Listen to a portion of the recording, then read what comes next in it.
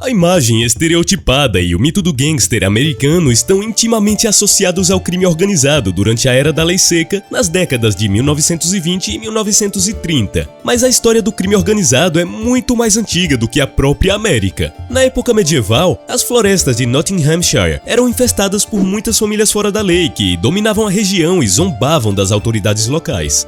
Olá, viajantes da história! No vídeo de hoje, vamos conhecer as temidas gangues da Inglaterra medieval. Tá curioso para descobrir mais? Então já deixe seu super like e, sem mais demora, vamos ao vídeo.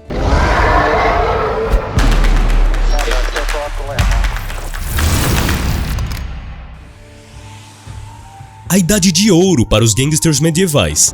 Na década de 1320, o mestre Robert Bernard trabalhava como padre na paróquia de Bakewell, em Derbyshire. Mas então ele foi pego desviando fundos da igreja ao deixar de pagar as quantias estipuladas aos pobres nos dias do fundador e foi legitimamente demitido e expulso. Quando ele chegou para celebrar a missa no dia de Natal de 1327, seus paroquianos, em vez de lhe desejar um Feliz Natal e regá-lo com presentes de Yuletide, tiraram suas vestes eucarísticas e mandaram-no fazer as malas. Para um pastor de posição tão elevada, esta foi uma experiência humilhante. Ele foi espancado, insultado e expulso na frente de seu substituto, o novo padre Walter Ken.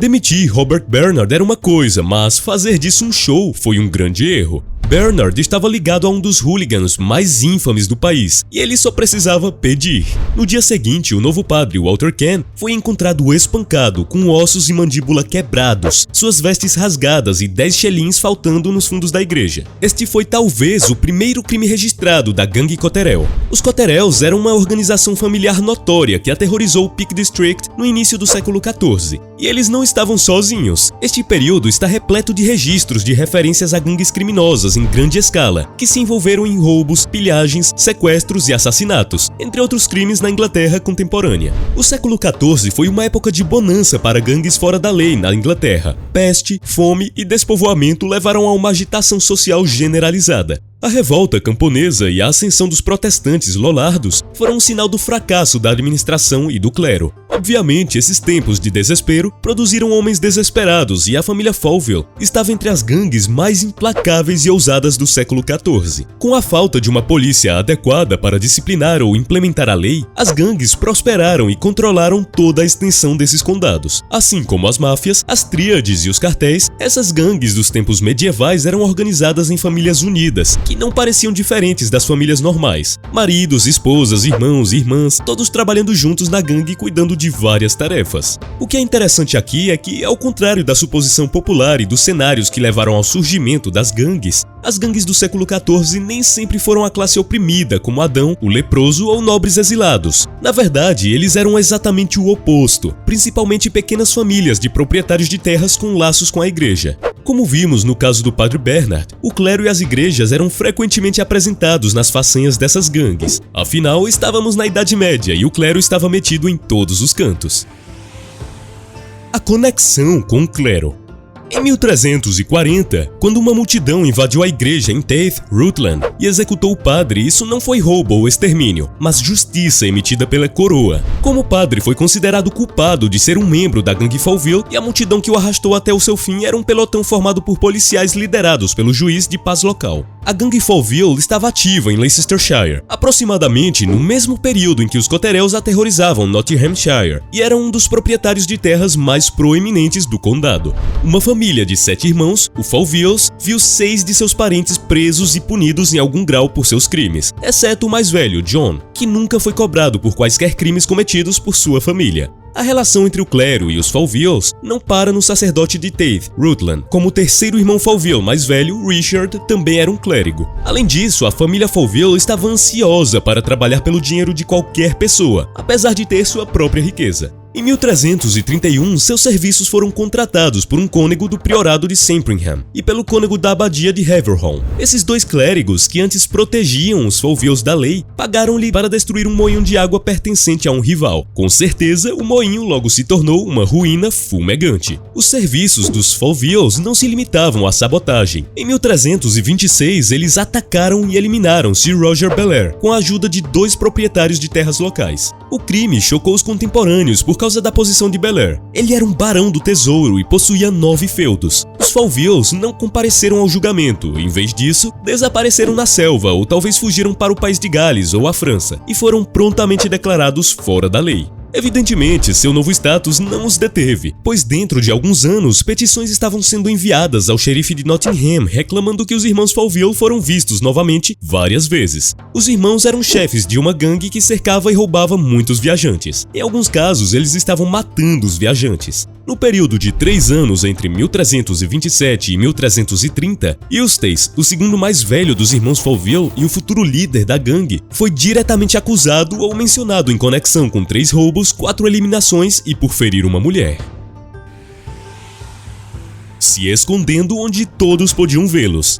A falta de policiamento e segurança local também significava que sempre que a força era necessária para prender criminosos como os Falvilles e os Cotterell, o exército era solicitado a intervir. No entanto, isso não era muito conveniente, pois sempre havia uma guerra ou outra acontecendo. Além disso, o exército não tinha monitor sobre tais assuntos ou registros e apenas intervinha por ordem do rei. Isso forneceu as brechas perfeitas para esses gangsters medievais. Para se esconder do exército, eles se tornaram soldados do exército. Essa brecha não apenas permitiu que esses criminosos se escondessem à vista de todos, mas também ofereceu a oportunidade de obter o perdão do rei, dado que eles conseguiram uma grande vitória para o rei durante seu período de serviço. No final de 1328, o conde de Lancaster se revoltou e os irmãos Falville alistaram-se no exército de Roger Mortimer para ganhar a graça do rei. Mas, infelizmente, não é fácil livrar-se de velhos hábitos e, enquanto Leicester estava sob a proteção de Mortimer, os irmãos Falville saquearam mercadorias dos cidadãos. Apesar disso, tudo deu certo para os irmãos Falville, mesmo depois de seu audacioso crime de sequestrar Sir Richard de Willoughby, que mais tarde se tornou o futuro chefe de justiça do Banco do Rei. O rapto de Sir Willoughby foi talvez o maior roubo do século XIV. Os irmãos Falville aliaram-se aos Cotterells, a gangue Bradburn e a Savage Company, que, apesar de seu nome bárbaro, era a casa nobre que governava a paróquia de Bobbin no condado de Kent. As gangues ajudaram-se contrabandeando Willoughby de um bosque para outro e dividiram o resgate de 1.300 marcos entre eles. Essa tática os mantinha um passo à frente da lei e, de maneira interessante, atrair esse crime surpreendente funcionou a seu favor. Em vez de ser punido, Eustace Falville serviu sob o exército de Eduardo III na Escócia e em Flandres e obteve o perdão total em troca. O líder dos irmãos Falville passou o resto de seus dias como vereador na abadia de Crowlands, sem nunca ser indicado por seus crimes de gangster novamente. Como eles se safaram? Na verdade, a maioria dos irmãos Falville ficou impune no final, exceto Ricardo, o clérigo, que não conseguiu obter o perdão e foi executado por seus crimes contra a coroa, a religião e o povo da Inglaterra. Ironicamente, sua execução foi posteriormente considerada ilegal pela igreja, então ele também foi perdoado póstumamente. Os Cotterells, Adam the Leper e possivelmente Roger Godbred também conseguiram escapar da justiça.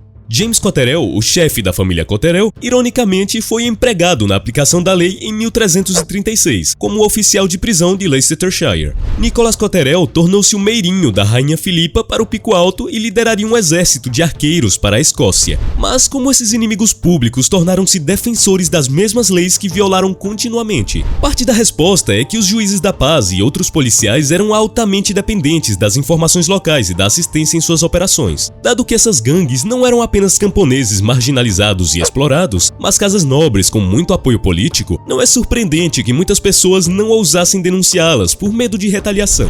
O segundo motivo foi o efeito Robin Hood. Você deve ter notado que muitas dessas gangues têm poucas semelhanças com as histórias de Robin Hood e seus homens alegres. As semelhanças existem porque esses ladrões e saqueadores reais foram a inspiração por trás da lenda que evoluiu para o que agora conhecemos como as aventuras de Robin Hood e seus homens felizes. Muito antes de Howard Pyle escrever as histórias de Robin Hood de uma forma mais amigável para crianças, as histórias de Robin Hood foram inspiradas nos crimes de Adam, o leproso, na família Cotterell e nos irmãos Falville. É verdade que essas pessoas exploraram o clero e sequestraram pessoas ricas e poderosas como Sir Willoughby e Sir Belair em troca de resgate. Mas também é verdade que Willoughby e Belair eram autoridades ínfames e coniventes, igualmente impopulares entre as massas e as elites. Mesmo os oficiais como Roger de Wennesley, senhor de Mapleton, e Sir Robert de Vere, o condestável do castelo de Rockingham, que foi enviado para capturar a família Cotterell e os irmãos Falville, respectivamente, falharam voluntariamente com seu dever. Por uma questão de moralidade, a família Cotterell e os irmãos Falville estavam fazendo coisas ruins para pessoas ruins, e eram mais perto da justiça que poderia estar naquela época. O público também elogiou os Cotterells e os Falvilles por ensinarem uma lição a esses snobs e por ganharem o status de heróis fora da lei dessas gangues. Suas histórias foram passadas de geração em geração com coisas ruins deixadas de fora, preservando as coisas boas, metamorfoseando seus feitos em uma lenda coesa que agora é chamada de Robin Hood ou Rob in Hood, que pode ser traduzido como roubo com capuz.